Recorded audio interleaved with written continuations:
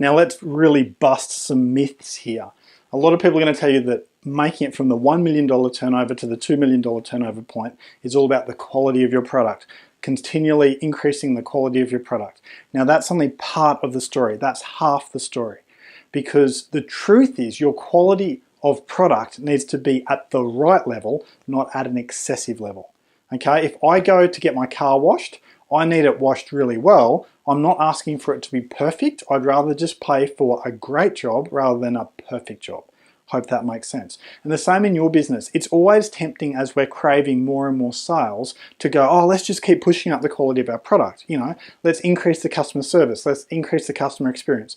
Now, the customer service and the customer experience needs to be high, but it can't be excessively high, because when it becomes excessively high, your costs skyrocket and then your profitability goes way downhill.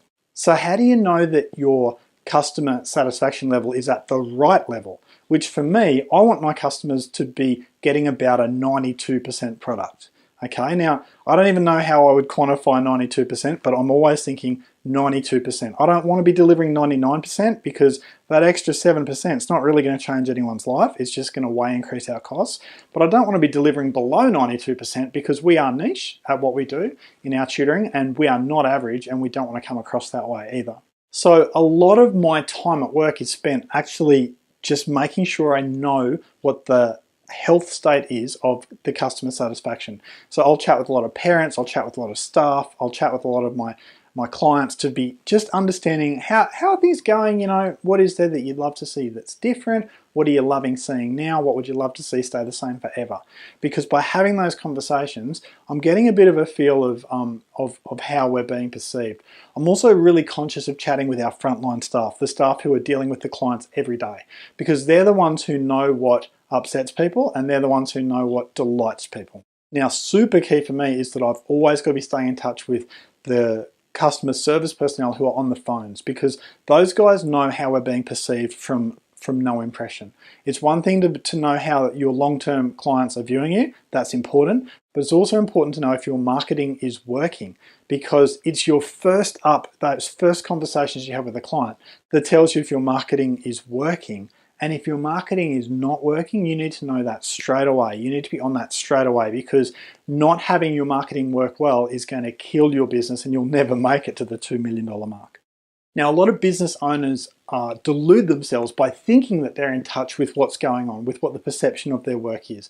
But unless you've actually got systematized things happening, then you're really going to struggle to know when, you know, the complaint levels are going up just a little bit, or when actually there's something broken and it needs dealing with. So how do you systematize that? You make sure that you're scheduling regular conversations with your frontline staff, and you make sure you're asking them the questions, you know, how are things going, what's breaking, what's not breaking, and you make sure that they know that you will listen and act on what they tell you. Now, that doesn't mean you have to go and implement every suggestion they have, but they need to know that you are willing to take on board what they're saying. Now, what this really comes down to is your business is always creating a promise. Okay, so for my tutoring business, the promise is that your child will do well, they'll feel more confident, they'll enjoy school. All right, or for our consulting business, About to Fly, the promise is you pay me this much money and I will pay for myself more than once over. Okay, so whatever the promise is, you've got to be delivering it. The first moment your promise starts to be not delivered, you go from being niche and desired back to being a commodity, just like everyone else. And as soon as you're there, you don't have a quality product, you won't have the margins that you need for profitability, and it's game over. So the quality of your product as you scale, you know it's important, but it's more important than you realize. Don't want to over deliver the quality, don't want to under deliver it. You want the quality to be matching the pricing that you're providing, and the quality to be matching the promises that you're making.